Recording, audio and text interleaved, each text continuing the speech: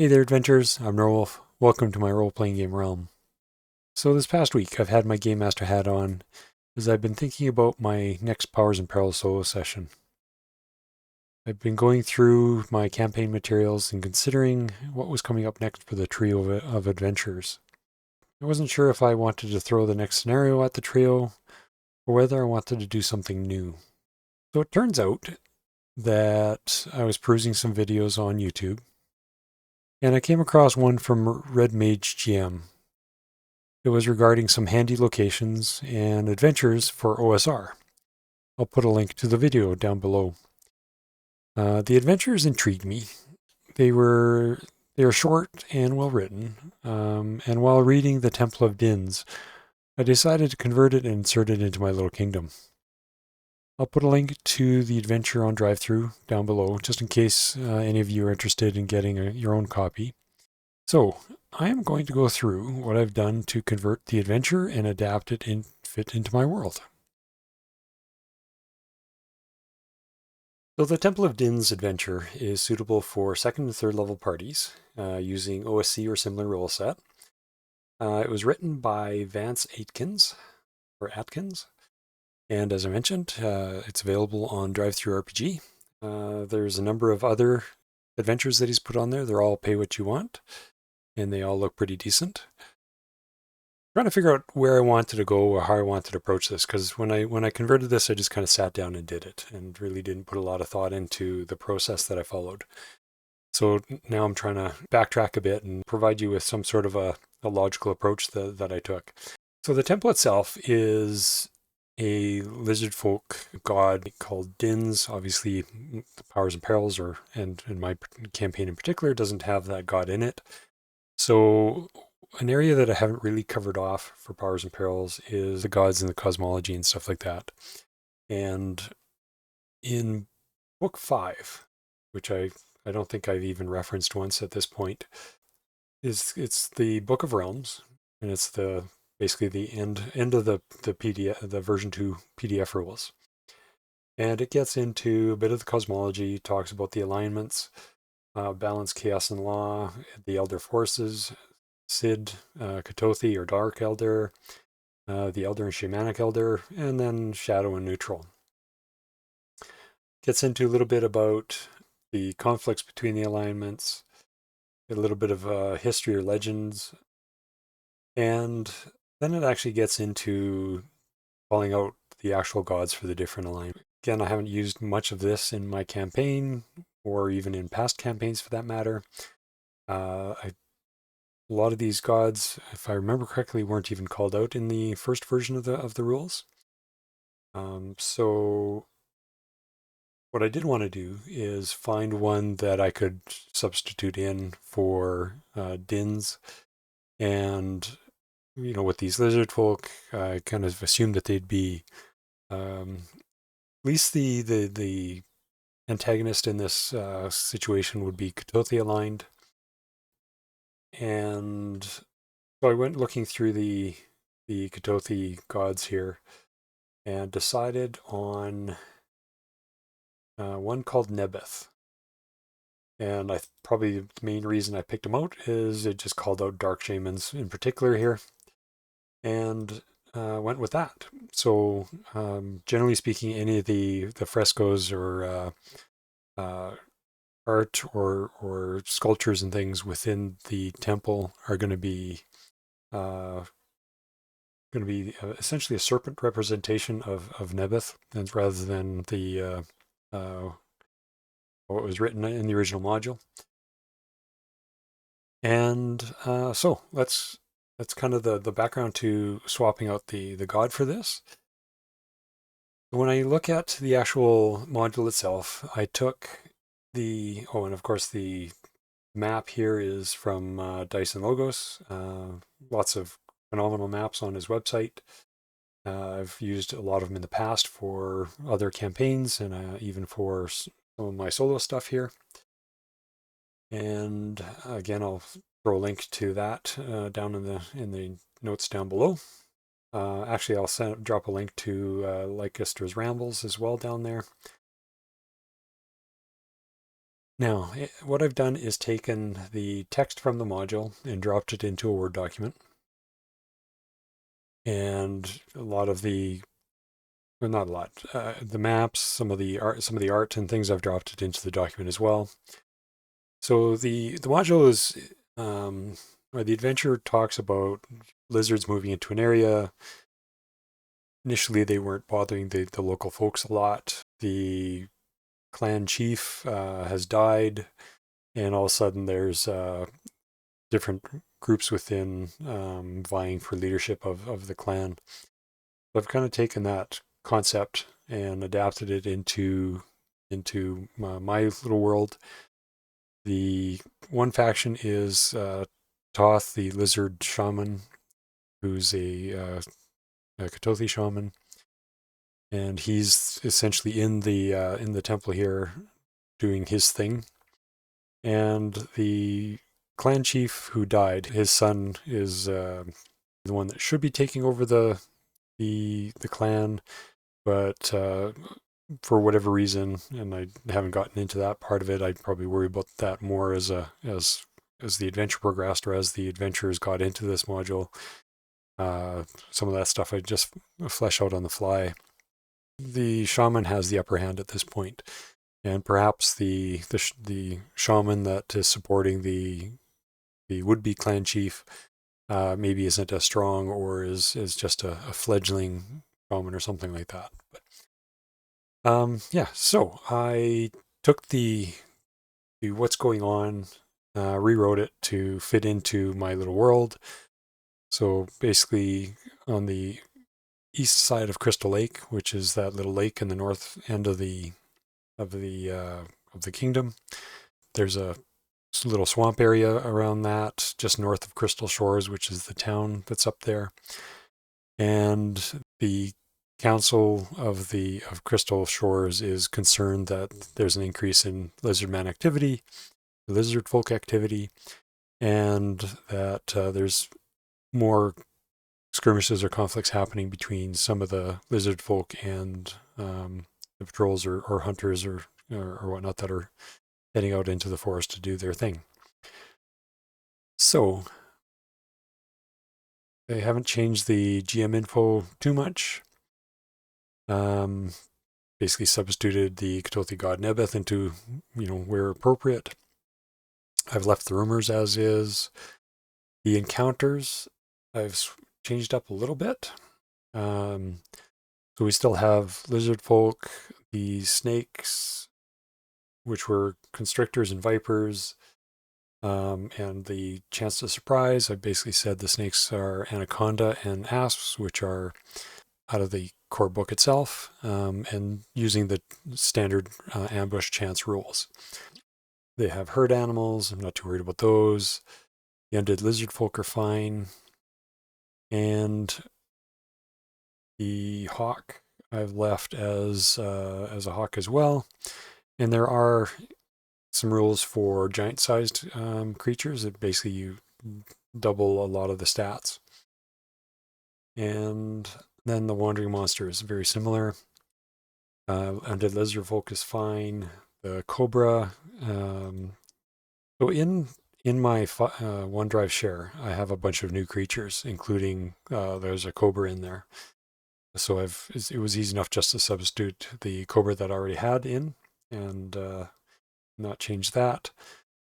The lizard folk, again, that's fine. And similarly, lizard folk or lizard man, using man in the generic sense, are in that same new monsters or new creatures document that I've got shared there as well. So it was easy enough to take the lizard folk that I have versus the lizard folk here and just do the substitutions.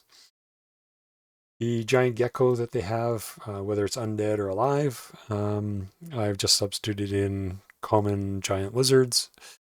And again, those are the giant lizard is new in that same document. So let's see what else. A lot of the descriptions basically stay the same. I've done some conversions of the treasures that are found in here.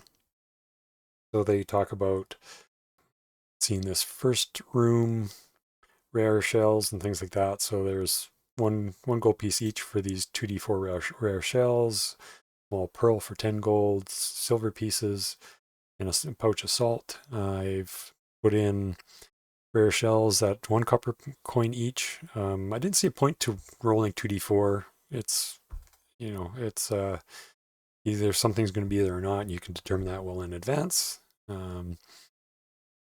The small pearl, I've changed from 10 gold to 10 silver coins. That might be a little bit rich, but that's fine. Not too concerned about it. The silver pieces are copper coins, and the pouch of salt is fine. So there is a trap in this first room. It's a lightning trap. It has a 2 in 6 chance of firing at any non-lizard target approaching within 5 feet of the statue. 3 bolts, random targets. What I've done is converted that into a ward pact, and have a lightning spell associated with that ward pact, and essentially saying that the ward pact covers this whole area at the entrance here, and essentially the first person that qualifies to trigger the trap will be affected by it. So the ward pact is triggered by any non-Katothi or a unaligned, which is kind of the animal side of things. So it won't trigger if a common lizard walks in there, or a snake or whatever. And it's an MEL 8, Magic Experience level 8, Expertise level 3 version of the spell. And it can do, if it affects the target, up to 4d10 plus 3 points of damage. So it can be fairly nasty. That's probably between 1/3 and 2/3 of the typical character's hit points. The anteroom has a 150-pound, 200 gold piece statue in the original rules here, or original adventure. It's a 3-foot tall basalt stele, which is basically a stone with some carvings on it. Stands in the northwest corner, depicting Dynss holding a trident and surrounded by lightning. And I'm just saying it's a basalt stele that has Nebeth depicted on it. It's 150 pounds, and it's worth 20 silver coins, should somebody want to lug it out of there and find an appropriate buyer for it. The storeroom, I guess, it has a obsidian idol of Dynss in it, miraculously undamaged. Again, 200 gold coins, same sort of thing. I've just kind of divided it by 10 and made it silver coins. The nave stays unchanged, other than there's a comment in here that there's a 2 in 6 chance of hearing the guttural hissing language of the lizard folk from below. And with the Powers and Perils rules, it's basically an empathy, a roll versus empathy to hear something or detect something. So I left it as empathy there. Then we get into kind of the meat of the adventure here. So in the lower level, we get into rooms 5, 6, and 7 here. That's where they can encounter Toth, the shaman, and his guards. So, or Toth, however you want to pronunciate it. So I've made him a 1.2 times lizard folk or lizard man, just to modify his stats a bit from the standard common lizard folk. He is a combat experience level 5 for his melee capabilities. He has EL3 and shield. So this Machuhuitl, however I'm not even sure how to pronounce this, but essentially it's this little weapon here that's depicted in the adventure. And did a quick look on did a quick search on it, found it on Wikipedia, and it has a pretty good description here. So it's essentially a club with sharp obsidian chips embedded in it. and can be quite a nasty weapon from the descriptions of it on the Wikipedia page that I found. So yeah, so that's, oops, flipping around over here. Okay. So he is from a shaman perspective, he's a shaman of Katothi. He's MEL 6 or Magic Experience level 6 and EL 3. So he has expertise level 3 in basically all the spells that I've given him. His spells include Hatred, Compulsion, Energy Web, Poison Powers, Flaming Death. Poison Powers, there's like 4 different spells associated with that group of spells. He has Summoning Katothi, Protection from Elder, and Dispel Banish Elder. The items he's carrying, he's got a Ocarina of Death. Hopefully that's how you say that. Staff of Snakes, and a jade necklace worth 25 silver coins. So a fairly fancy jade necklace. The Staff of Snakes is an OSE item. And let me see if I can flip over to the description of that. So on the Necrotic Gnome wiki site here, we have Staff of Snakes. So essentially it's treated as a +1 staff.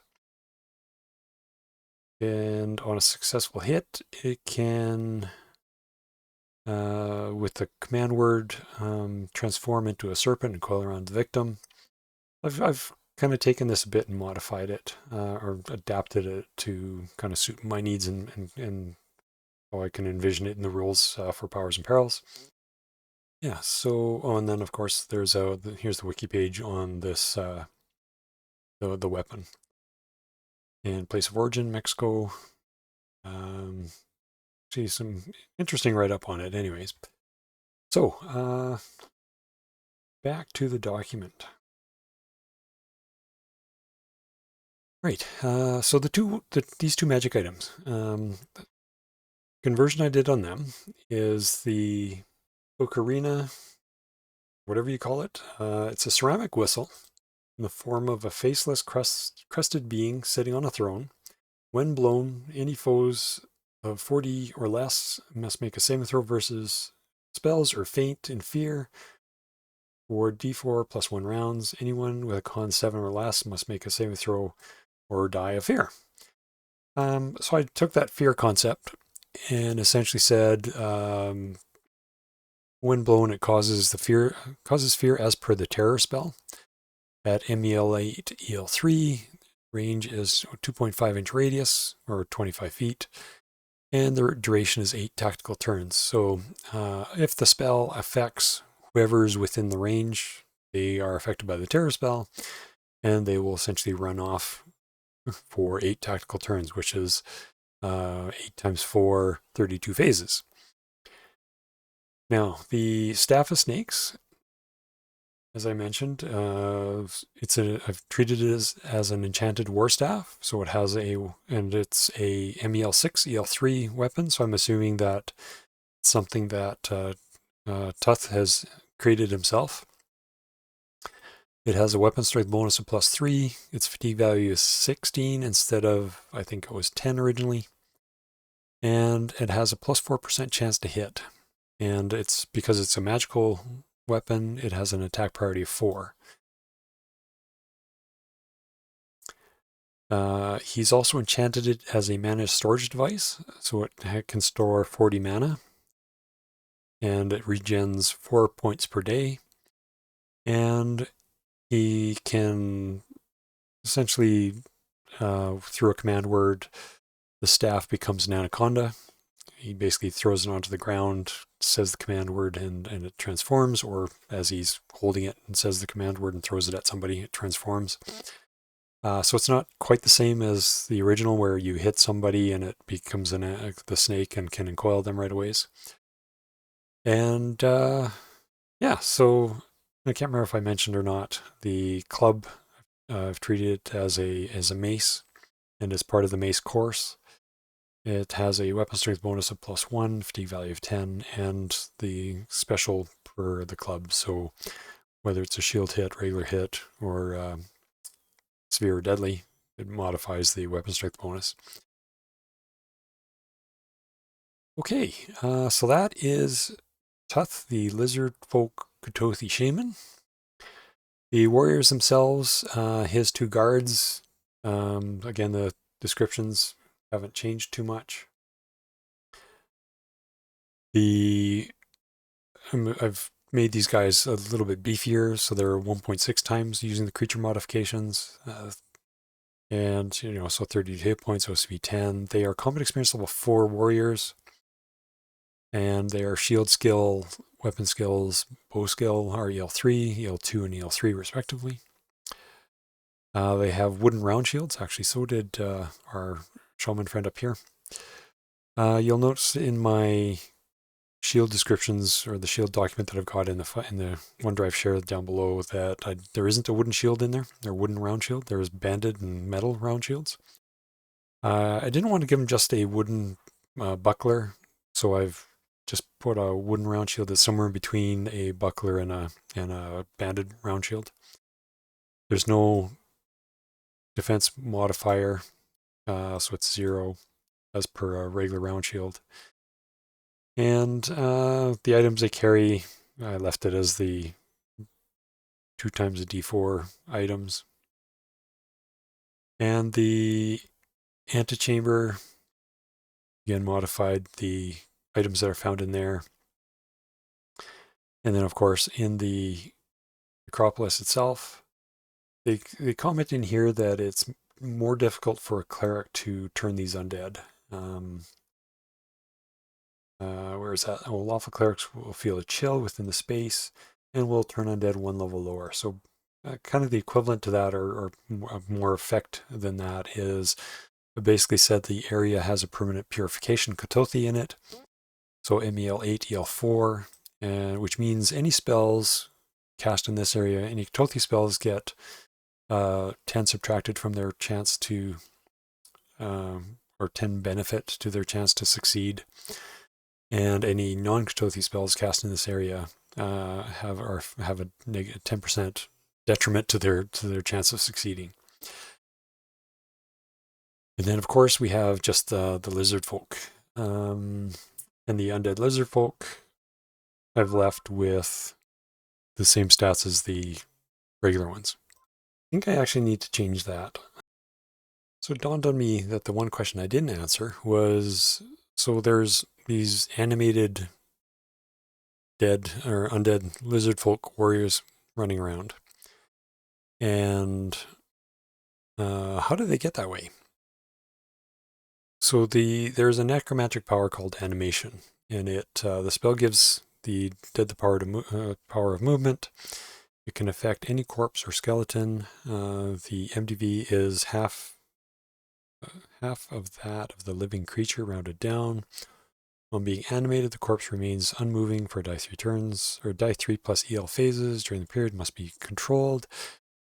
So, perfect spell for getting these guys up and about. What we don't have is, it is a Chaos Alliance spell. If we look at the spells for the Kutothi Shaman, we'll see that they don't get necromantic powers. Kind of cool if they did, but they don't. So I'm going to add that as an effect on that whistle. It seems like the most appropriate place to throw that, just to tie up loose ends here. If I flip back to my document here, I'm just going to say that this or Ocarina of Death seems to have a good name for it anyways. So maybe it's got a couple different holes on it, depending which hole you hold as you blow it. Different sound comes out and causes a different effect. So it's a terror spell as one effect. When one hole is covered and just so blown. It causes fear when the other hole is covered and is blown.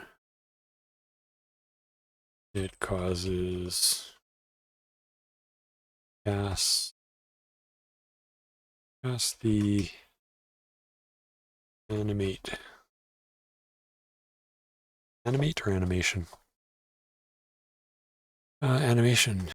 And we'll say that this is MEL8, EL3 as well. It has a duration of days. ELs applies as a factor. So it's at 2 or 8 days. And the hit point limit is going to be 3, 4, 5, 20, 30. Going to be 30. Okay, so that also means I'm going to, well, I just copied the warriors from top down to the bottom here. I'm going to say these are just regular one-time lizard warriors, the bog standard lizards. Let me bring up their stats. Great, the lizard man or lizard folk. Lizard man, okay, so our bog standard lizard men